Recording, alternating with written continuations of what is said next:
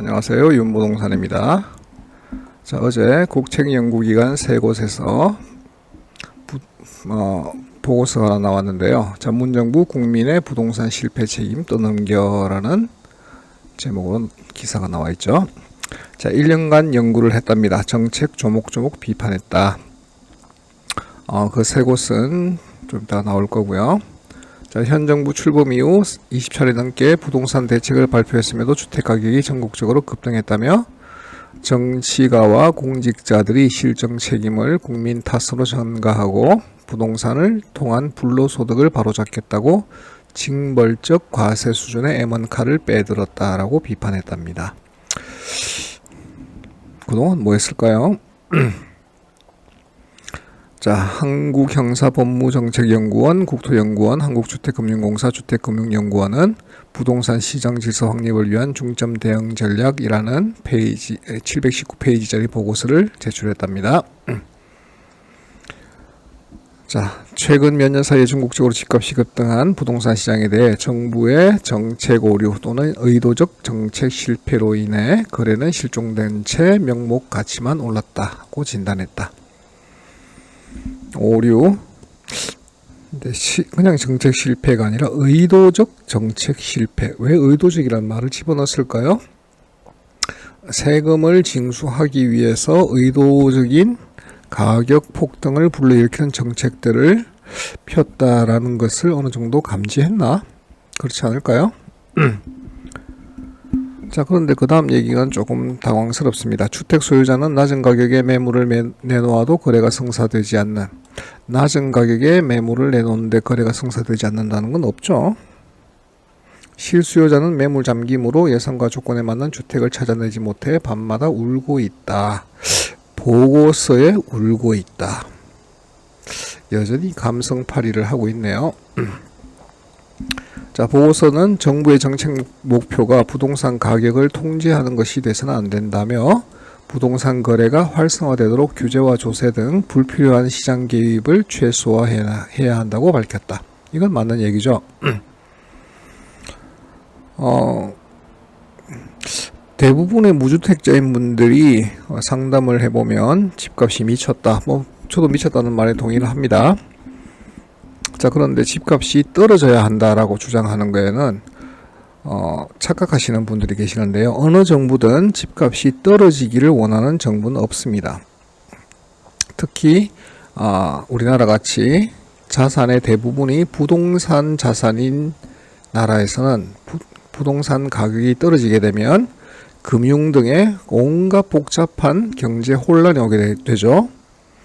그래서 정상적인 정부가 원하는 것은 물가 상승률만큼 부동산 자산 가치가 따라서 거기에 연동되어서 상승하기를 원합니다.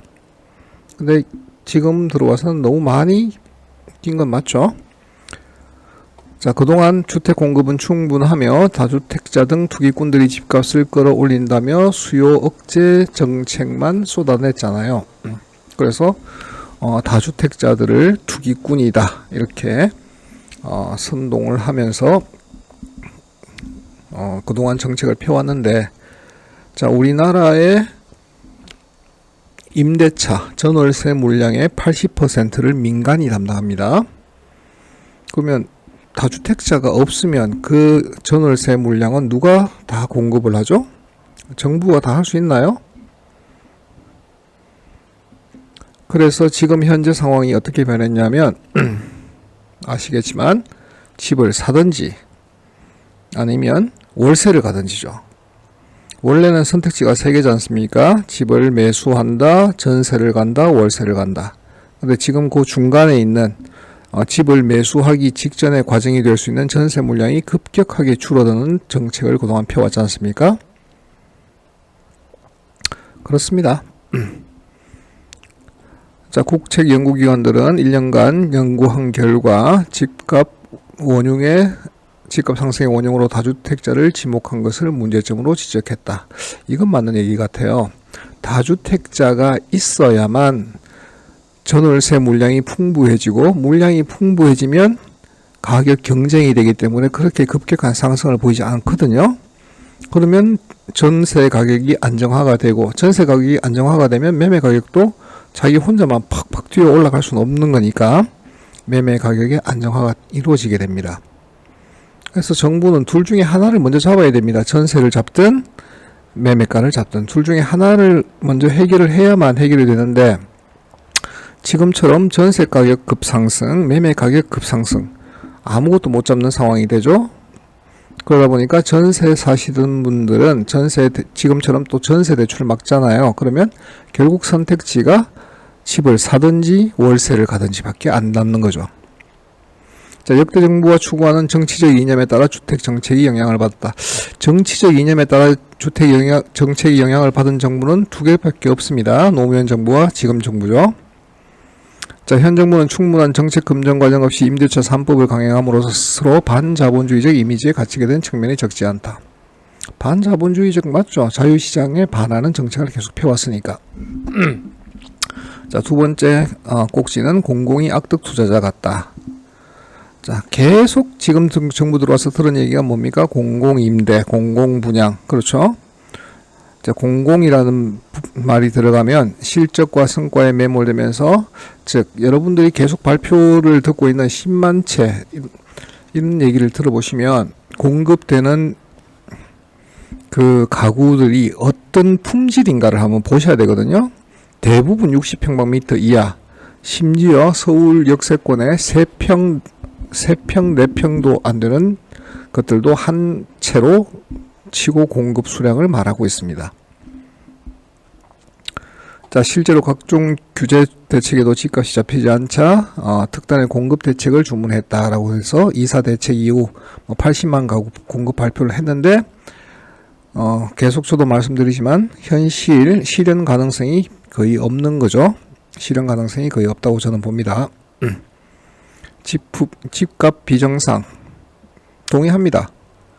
자, 그런데 거품이 붕괴될 것이다. 5억짜리가 12억이 됐는데요. 12억짜리가 다시 5억이 될까요? 그럴 일은 아마 없을 겁니다. 자, 균형 잡힌 시각으로 주택을 바라보는 일관된 정책 운용이 중요하다고 강조했다. 너무 늦죠? 너무 늦은 감이 있습니다. 자, 그래서 어제 나온 국책연구기관의 보고서에 대해서 핵심적인 내용은 그겁니다. 문정부는 부동산 실패 책임을 그동안 다주택자에게로 돌리다가 지금은 실수요자들이 급증하다 보니까 실수요자에 의해서 가격 상승이 이루어지고 있으니까 실수요자들 수요 억제도 하고 있죠. 대출 규제, 심지어 전세 대출 규제까지 하고 있습니다. 어떻게 여러분들이 대처를 하셔야 할지, 특히 무주택자이신 분들은 정말 머리 아픈 상황이 처해졌습니다. 각자의 가용자산을 잘 활용하셔서 주택으로 인해 더 이상 피해보지 않도록 준비를 하시기를 바랍니다.